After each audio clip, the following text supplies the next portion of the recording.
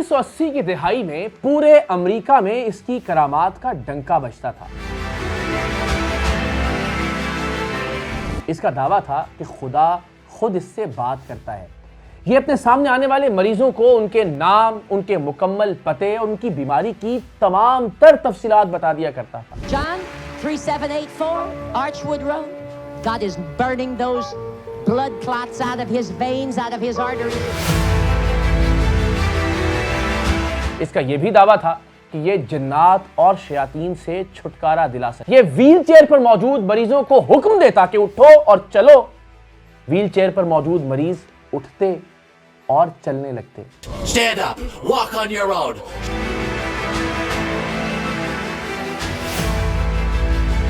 ہزاروں کی تعداد میں پورے امریکہ سے لوگ اس کے مذہبی اجتماعات میں شریک ہوتے تھے۔ یہ مذہبی اجتماعات منعقد کرتا اور ان مذہبی اجتماعات کی ریکارڈنگ کے لیے اس نے درجنوں کیمرامین ہائر کر رکھے۔ 1980 کی دہائی میں اس شخص کو موصول ہونے والے نذرانوں اور عطیات کی ماہانہ رقم تقریباً $5 لاکھ تھی، جو آج تقریباً 15 کروڑ روپے بنتے ہیں۔ آج کے 15 کروڑ روپے یا آج کے $5 لاکھ 1980 کی دہائی میں کتنی ویلیو رکھتے ہوں گے، اس کا اندازہ آپ لگا سکتے ہیں۔ خدا سے باتیں کرنے کے دعوے دار اس شخص کا نام تھا پیٹر پاپوف۔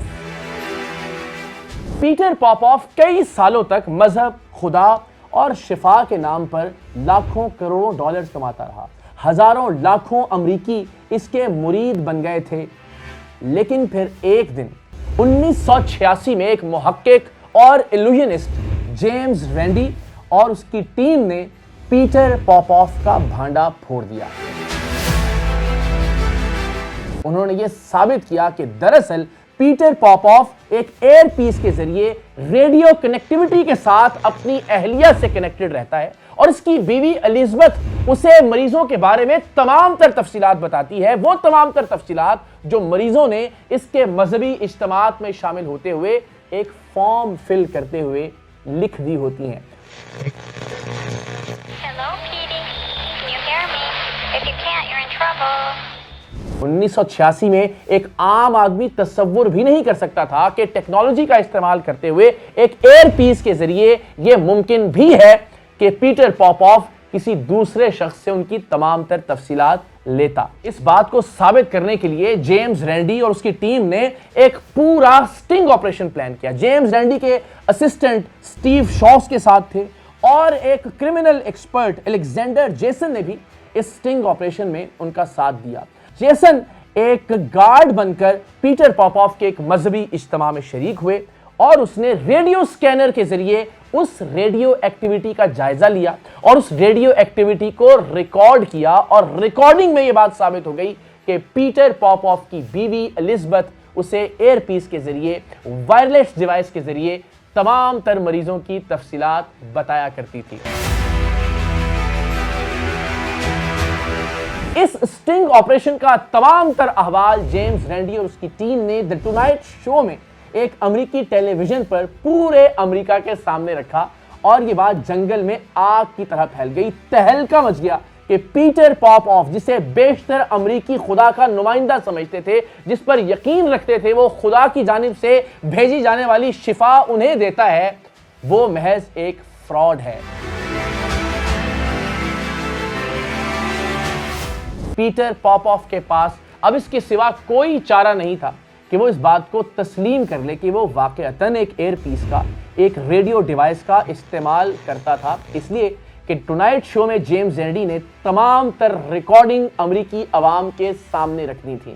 لہٰذا پیٹر پاپوف مان گیا کہ دراصل وہ ایک ریڈیو ڈیوائس کے ذریعے، ایک ایئر پیس کے ذریعے اپنی بیوی سے ہدایات لیتا تھا، لیکن اس نے یہ کہا کہ وہ مریضوں کے نام، پتے اور بیماریوں کی تفصیلات نہیں پوچھتا تھا۔ اپنے اس جرم کے جواز اور عذر پیش کیے جانے لگے، لیکن جیمز رینڈی اور اس کی ٹیم نے اپنا کام مکمل کر رکھا تھا۔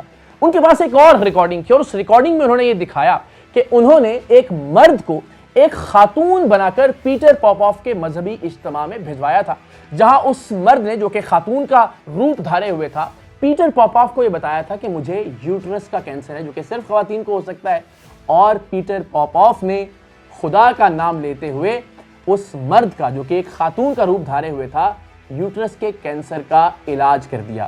دنیا کو بتایا, دنیا کو جتایا اور دکھایا کہ دیکھیے میں نے اس خاتون کے یوٹرس کے کینسر کا علاج کر دیا ہے.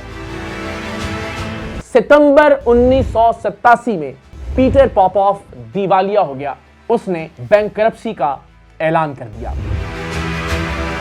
پیٹر پاپوف کے بینکرپسی کے اعلان کے بعد یعنی اس کے دیوالیہ ہونے کے تقریباً 11 برس بعد واشنگٹن پوسٹ نے 1998 میں ایک مرتبہ پھر یہ خبر دی کہ پیٹر پاپوف واپس آ رہا ہے. اس بار اس نے نئے ہتھ کنڈوں کا استعمال کرنا شروع کیا. بالکل اسی طرح سے اس نے امریکی ٹیلی ویژن چینلز پر ایئر ٹائم خریدا اور دنیا کو یہ بتایا کہ اس کے پاس ایک معجزاتی پانی ہے جو چرنوبل کے مقام پر نیوکلیئر حادثے کے مقام سے حاصل کیا گیا, اور اس کے نتیجے میں نہ صرف یہ کہ انسانوں کو بلکہ جانوروں کو بھی شفا ملتی ہے, اور صرف شفا نہیں بلکہ ان میں معاشی طور پر خوشحالی بھی آتی ہے. اور اس سے اس کے نئے دھندے کا آغاز ہوا. نہ صرف امریکہ میں بلکہ برطانیہ میں, آسٹریلیا میں, نیوزی لینڈ میں اس نے اپنے اس طلسماتی اور معجزاتی پانی کے ایڈز اور کمرشل چلانا شروع کیے.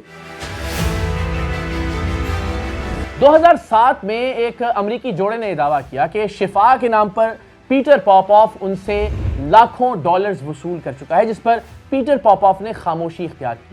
ABC نیوز نے 2007 میں مزید ایسے لوگوں کو ڈھونڈ نکالا کہ جن سے پیٹر پاپوف نے شفا کے نام پر ہزاروں لاکھوں ڈالرز وصول کیے تھے, اور اس معاملے پر بھی پیٹر پاپوف کی جانب سے خاموشی اختیار کی گئی. لیکن ایک خاتون نے جب قانونی راستہ اپنایا تو پیٹر پاپوف کی جانب سے اسے کئی ہزار ڈالرز واپس بھی کیے گئے. اس کے طلسماتی اور معجزاتی پانی کا نام تھا میریکل سپرنگ واٹر, اور اس کے ساتھ یہ اپنے تئیں ایک پاکیزہ مٹی بھی لوگوں کے گھروں میں بھجوایا کرتا تھا, اور جو بھی فیملی یا خاندان ایک بار اس سے رابطہ کر لیتے انہیں بار بار خطوط بھیجوائے جاتے, ای میلز بھیجوائی جاتی. انہیں یہاں تک کہا جاتا کہ اگر آپ پیٹر پاپوف کے مقصد کے لیے نذرانے اور عطیات دیں گے تو غیر مرئی طور پر نہ دیکھنے والی قوتیں آپ کے بینک اکاؤنٹس میں رقم ڈال دیں گی. تو لوگوں کو اس طرح سے بے وقوف بنا کر لاکھوں کروڑوں ڈالر کمائے جاتے رہے. بدقسمتی کی بات یہ ہے کہ مذہب کے نام پر دھندا کرنے والے پیٹر پاپوف نے 2006 میں ایک چرچ رجسٹر کروا لیا, اور اس چرچ کے رجسٹر ہونے کے بعد اب پیٹر پاپوف کی آمدن, وہ کتنے لوگوں کو کیا تنخواہ دیتا ہے, وہ کیا اخراجات کرتا ہے, اب امریکی قوانین کے مطابق کوئی بھی اس کی باز پرس نہیں کر سکتا. لیکن پیٹر پاپوف کا لاکھوں کروڑوں ڈالرز کا دھندا آج کے امریکہ میں بھی جاری ہے.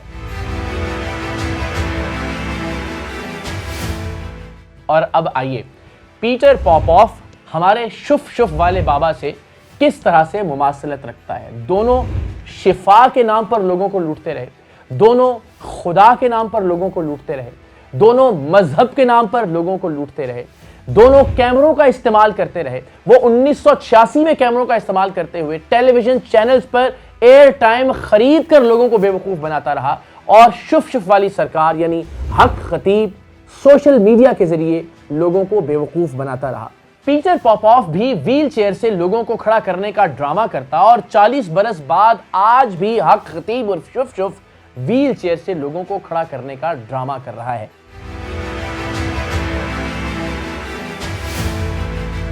پیٹر پاپوف بھی اپنے خلاف اٹھنے والی تمام تر آوازوں کو شیطان کا ایجنٹ قرار دیتا, جبکہ حق خطیب اور شف اپنے خلاف اٹھنے والی آوازوں کو ختم نبوت کے خلاف قوتوں کا ایجنٹ قرار دیتا ہے. پیٹر پاپوف نے لاکھوں کروڑوں ڈالرز کمانے کے لیے مذہب کا استعمال کرتے ہوئے لوگوں کے بائبل سے متعلق جذبات کو استعمال کیا, اور کہا کہ وہ کمیونسٹ علاقوں میں گرم ہوا والے غباروں کے ذریعے بائبل کے نسخے بھیجے گا تاکہ مذہب کی خدمت کی جا سکے, عیسائیت اور کرسچینٹی ترویج پا سکے. بالکل ویسے ہی لوگوں کے جذبات کا استعمال کرتے ہوئے حق خطیب اور شف نے نعوذ باللہ ختم نبوت کے عقیدے کا استعمال کیا اور کروڑوں اربوں روپے کی جائیدادیں اپنے نام پر کروا لی, اس لیے کہ وہ ختم نبوت سینٹرز بنانا چاہتا تھا. لیکن نہ تو کبھی بائبل کمیونسٹ علاقوں میں بھجوائی گئی پیٹر پاپوف کی جانب سے, اور نہ ہی حق خطیب کی جانب سے ختم نبوت سینٹرز کا قیام عمل میں آیا جب تک ہم نے اسے بے نقاب نہیں کیا. पीटर पॉपऑफ ने अपने पैसे को बचाने के लिए अमेरिका में एक चर्च रजिस्टर करवा दिया ताकि किसी भी तरह से लूटी हुई रकम का ऑडिट न किया जा सके। और बदकिस्मती से पाकिस्तान में भी हक खतीब उर्फ शुफ खत्म नबूवत के मकसद के पीछे छुपकर अपनी अरबों खरबों रुपए की जायदाद को बचाने की कोशिश कर रहा है। तो नाजरीन, जैसे किसी भी दहशतगर्द का कोई मजहब नहीं होता, इसी तरह फ्रॉड, शोबदेबाज, जालसाज, दगाबाज और लूट मार करने वालों का भी कोई मजहब नहीं होता। ये लोग महज मजहब का नाम इस्तेमाल करते हैं गरीब और सादा लोगों को लूटने के लिए, मरीजों की मजबूरियों का फायदा उठाने के लिए। इन दहशतगर्दों की भी ना कोई सरहद होती है, ना कोई अकीदा होता है, ना कोई मजहब होता है और ना कोई नजरिया होता है। पीटर पॉपऑफ या हक खतीब जैसे लोग दुनिया के हर मुल्क में, दुनिया के हर अकीदे में और दुनिया के हर मजहब में पाए जाते हैं। हम इसी तरह के लोगों को बेनकाब करने की जिद्दोजहद कर रहे हैं और आप सबसे दरख्वास्त है कि आइए इस जिद्दोजहद में हमारे साथ शरीक हो जाइए।